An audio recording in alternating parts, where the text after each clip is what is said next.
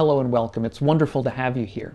On today's video, we'll be discussing the doctrine of two truths in Buddhism, how it developed out of the early material through the Abhidharma and into the work of the philosopher Nagarjuna.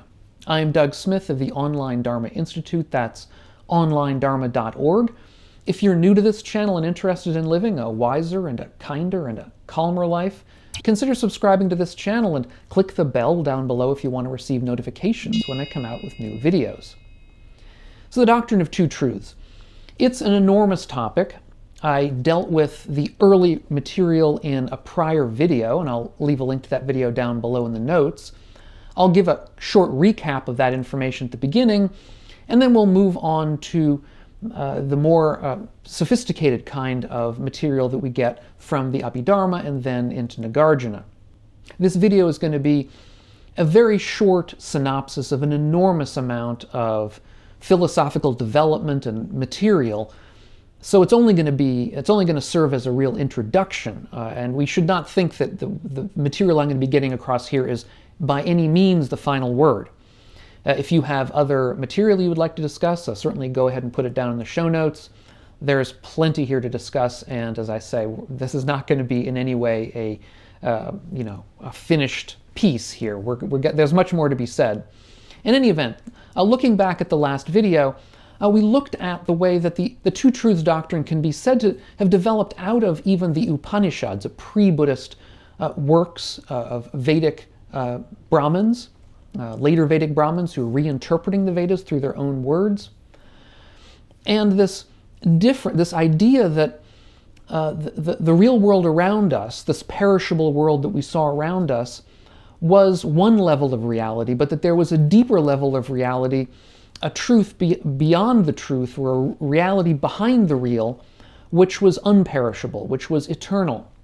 And that our job as spiritual seekers was to pierce through the veil of changeableness and get towards the eternal. That was one of these ideas that we find in the Upanishads. These ideas, I should say, are later taken by the Buddha in early Buddhism, and we see a number of different threads in early Buddhism that lead us to this idea of there being two truths. In a small number of texts, we saw a distinction being made between certain suttas that the Buddha spoke that required interpretation, that were not true, should we say, right if you read them right off, that they needed interpretation to understand properly, whereas others were more explicit, they didn't require interpretation. And what is the distinction here that's being made? Well, the distinction in early Buddhism is one between those suttas that talk about a self, or others, or people, beings, and other texts that don't, that talk rather about there being five aggregates that make up our conception of a self, if you like. Also the idea that certain things are beautiful, or certain things are happiness for us. These also are conventionally true, but that require interpretation, because any happiness that we find around us, any sense of beauty that we see in the world around us, is only temporary. And so, in a sense, we have to understand that the world is not really beautiful because it's always changeable. It's not really happiness. It doesn't involve happiness, because any happiness we find will eventually go away. In a deeper truth, the world around us is unsatisfactory. The word would be dukkha in Pali, which sometimes is translated as suffering. In a deeper reality, there are the truth of non-self, that nothing we see around us can be identified as who we really are, because who we really are, in a sense, is always changing. There's no permanence to it. And we also discussed how this idea of there being two truths, or two levels to truth, implies a difference between certain people who see more deeply than others, certain people who are more, shall we say, skilled at seeing, or trained at seeing, as it were, a kind of a creeping professionalization, if you like, within the philosophical milieu, the philosophical world of the day. That certain people are real are real adepts at seeing the reality, and the rest of us can only learn from them. And now we can turn to what we might term the professionalization of the early texts in the Abhidharma. While the Buddha himself never spoke of ultimates out of which all of reality was created, he never talked about a deepest level to reality or an ultimate level to his discourse. If we look at the Buddha's suttas, we can indeed plausibly reconstruct a philosophy out of them in which there are certain things that are ultimates, that are the building blocks of all of reality according to the Buddha's Dharma. And that plausible theory is the Abhidharma. The Abhidharma is an attempt, there are many ways to understand the Abhidharma, but one way to understand it is as an attempt to formalize, professionalize all of this vast amount of material that the Buddha left for us in the suttas and his discourses, in a way that, to understand all of this vast amount of discourse material in a way that was much more compact, where we see, okay, what is it that the Buddha says really exists? What are these ultimate building blocks out of which we can construct reality, or out of which we can construct our appearances of reality? And now these two things sort of run into each other in early Buddhism. But in any event, what are these ultimates? And to try to find them, that was kind of the task that was put to a number of people after the Buddha's lifetime, to try to understand the Buddha's teachings in the deepest way. And these ultimate truths or ultimate realities in the Abhidharma were known as the dharmas. And Bhikkhu Bodhi, who has done a lot of work in the Abhidharma, has edited and translated a book on the Abhidharma, says that these dharmas were the final irreducible components of existence. Or we might say they're the final irreducible components of our phenomenal reality, depending on how we see these things. But in any event, we might say, therefore, that the conventional reality, conventional truth, is the truth that we see around us or seem to see around us every day. Again, that there are persons and that we have a self, and that there are trees and objects and things that look to be permanent everywhere. But the deeper level of truth, the ultimate level of truth, is that all there are these dharmas. There aren't chairs and tables and people. There are, in fact, just dharmas. And what are these dharmas? Well, some of them involve, let's say, the five aggregates. Now, it's more complicated than that in the Abhidharma. They split things up in a much broader range than simply five aggregates, but we don't need to get into the specifics in order to understand the general point. So we might say, instead of there being tables and chairs, all that there are five aggregates. So all that there is the aggregate of form. I should say I've done a video recently on the five aggregates. If you want to see more about what those are, I'll leave a link to that video down in the show notes. But in any event, one of these aggregates is the aggregate of form, physical form. And physical form is made up of the four, depending on, there are different numbers in different places, but in any event, a number of different elements. So we might say earth, air, fire, and water. So in any event, we don't see a chair, we don't see a book. What we see is a sort of a mix of earth, air, fire, and water. So the existence of books, well, that's conventionally true. But the ultimate truth, the deeper level of truth, is that all there is earth, air, fire, and water. Again, just like, nowadays we might say that the same thing is true in sense of chemical elements. We don't see a book, what we see is a bunch of different chemical elements. And a person is made up of a body, that is a physical form, plus four mental aggregates that are, again,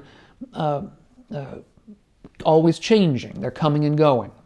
And this can be seen also as a kind of phenomenal psychology. Some people understand it that way, as a psychological theory that breaks up our phenomena, the things that we see and experience around us, into types. Types that are like water, types that are like perception, types that are like consciousness, types that are like feelings, positive and negative, and all these other things that go into the five aggregates.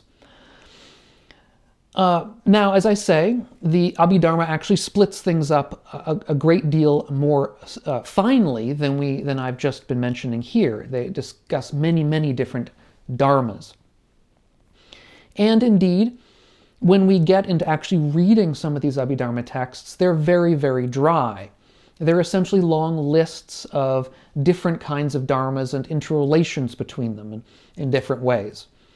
And many people at the time seem to have felt that this work that was being done in the Abhidharma was getting kind of ossified, getting kind of tedious, that it was not really going in the right direction, that it was a kind of scholasticism, really, in the sense that it was the kind of thing that was interesting to sort of geeks of a certain type who were very interested in making lists of things, but for most practitioners, these lists were really not of much help, although the people who produced the lists did believe that they were helpful, of course. In any event, these idea of lists stemming out of the five aggregates and other things does in a certain way follow along what the Buddha was talking about. There's nothing much in here, well, I'll get to that, but a lot of this, the vast majority, is simply taking ideas out of the suttas and formalizing them in certain kinds of lists. However, the big difference was that the Buddha never talked in terms of ultimates.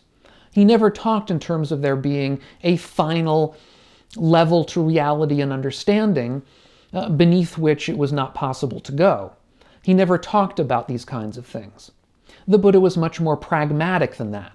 He was much more interested in, we might say, a practice-oriented pragmatism of Dharma, rather than what we might term a more formalized philosophy, a more formalized scholastic kind of understanding of crossing every T and dotting every I and writing down everything into a long list.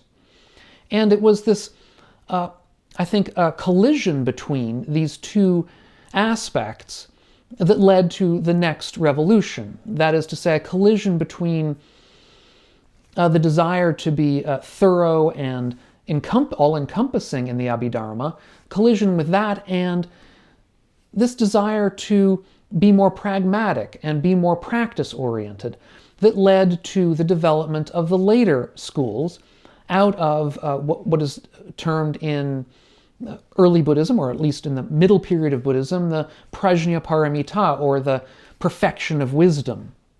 And here we move, in a certain way, into a post-Abhidharma kind of thinking, with the development of the perfection of wisdom, into, indeed, the person of Nagarjuna, who was one of the greatest Buddhist philosophers, who lived from the 2nd to the 3rd century of the Common Era, so quite a while after the Buddha's own lifetime. And it's generally believed that much of the theory that Nagarjuna came up with stemmed out of the prajnaparamita and his understanding of that.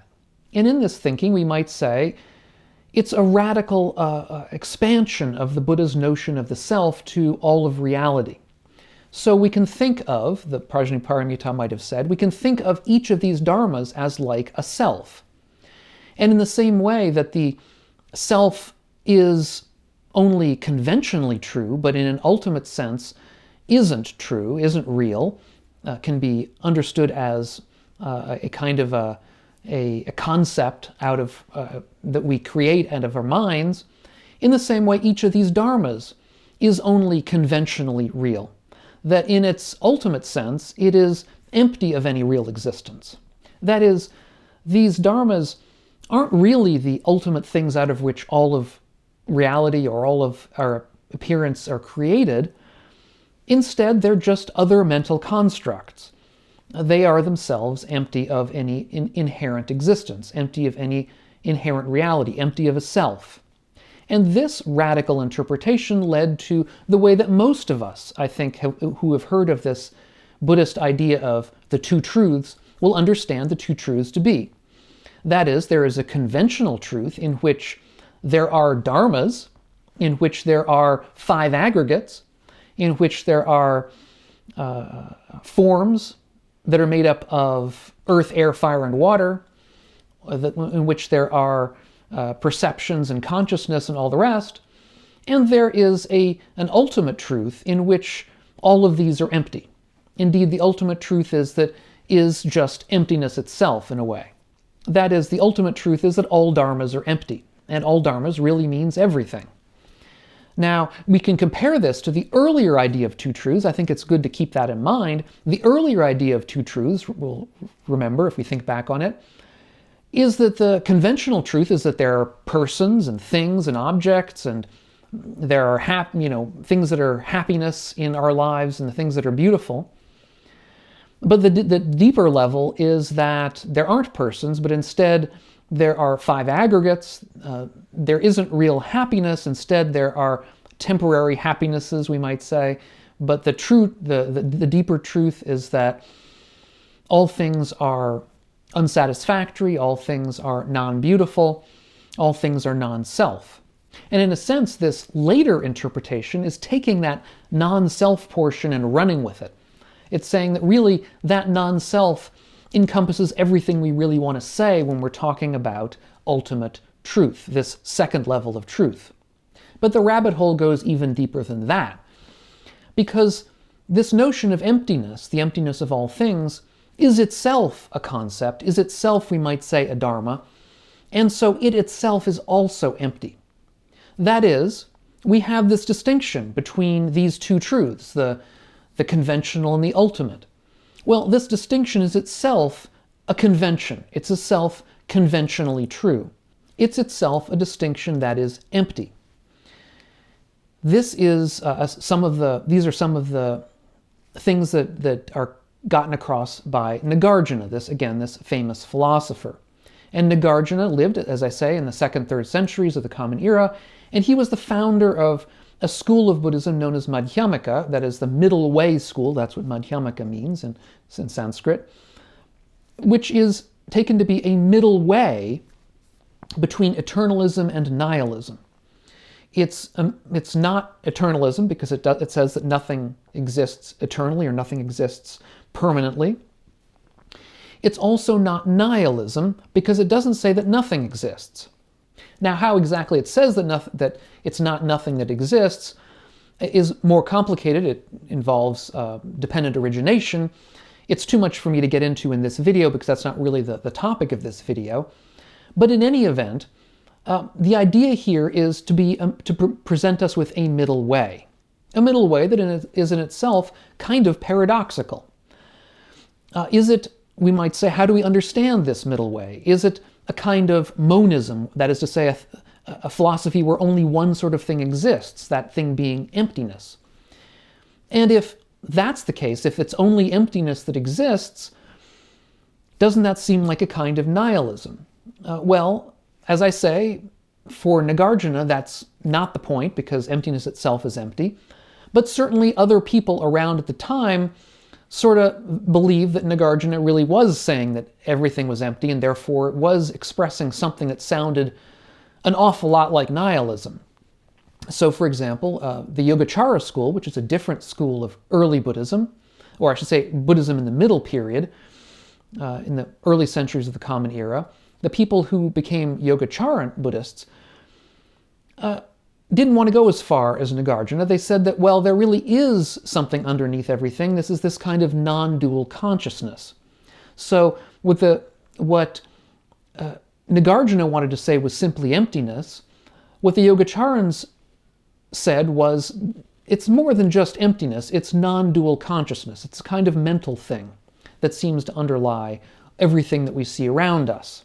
However, there's another way to understand Nagarjuna's theory, and indeed the Yogacharan response to it, which is that Nagarjuna isn't saying that there is some ultimate one thing called emptiness, but that rather Nagarjuna's whole project is one of undermining the whole idea of there being such a thing as ultimate truth. That is to say, he's sort of given what in philosophy we call a reductio ad absurdum. He's showing the absurdity of the idea of ultimate truth. That when you try to express it or give a theory of ultimate truth, it breaks down for you. And so we can also understand Nagarjuna's philosophy, Nagarjuna's theory here, as one of trying to take what the Abhidharma had done, claiming that there was this ultimate truth, and showing that that cannot be done. There's no such thing as ultimate truth. And indeed, one way of interpreting the Yogacara response is to say that they agreed with him on that there isn't any such thing as ultimate truth, that all we have is this non-dual consciousness, but it isn't, in a sense, understood as ultimate either. Now, I've just barely sketched the surface here, but a lot of these ideas and questions that arose out of Nagarjuna's theory here are ones that persisted for centuries, indeed millennia. There's been millennia of disagreement, debate, scholastic reinterpretation over how to understand Nagarjuna's theory within Buddhism. Many schools of Madhyamaka philosophy have arisen, schools that disagree with each other, other schools such as Yogacara which disagree with the Madhyamaka, trying to understand in a deeper sense what this idea of two truths really amounts to. So the irony here, in a sense, is that the whole idea of the Madhyamaka advance was to push back against the scholasticism that they found in the Abhidharma, thinking that the Abhidharma had sort of become too ossified, too scholastic, too far away from real pragmatic practice. And in doing that, in trying to undermine the Abhidharma, they came up with a different kind of theory, which itself is extremely scholastic. Indeed, the debates in the Madhyamaka are, in a certain sense, mind-numbing. How to understand emptiness in particular. And these debates go on in certain sectors of Buddhism down to this day. It's this age-old problem, age-old question between the scholastic understanding of Buddhism on the one hand and the pragmatic or practical on the other. This tension between the Dharma geeks on the one hand and the practice, the people who are interested in practice on the other, that sort of never goes away. It's a continual coming and going. This understanding of the difference between these two poles of Buddhism is one that we actually find really back, in a certain way, in the Buddha's very first sermon. The sermon where he is supposed to have first mentioned the Four Noble Truths. And there are two ways that he says to understand these Four Noble Truths in that first sermon. Either you can understand them as truths, he mentions them, he discusses them as truths, but he also discusses them as ways to practice. And so that tension between understanding things, as it were, conceptually as truths and understanding them as items of practice goes right back to the first sermon. And I did a video on that, on this distinction between these two ways of understanding the Four Noble Truths in a prior video, and I'll put a link to it up here on the screen. I'd suggest checking it out. If you're getting something out of these videos of mine, please take a look at my Patreon page. It's linked down below, and see if you can help us out. Thanks so much, and we'll catch you on the next video. And meanwhile, all of you, be well.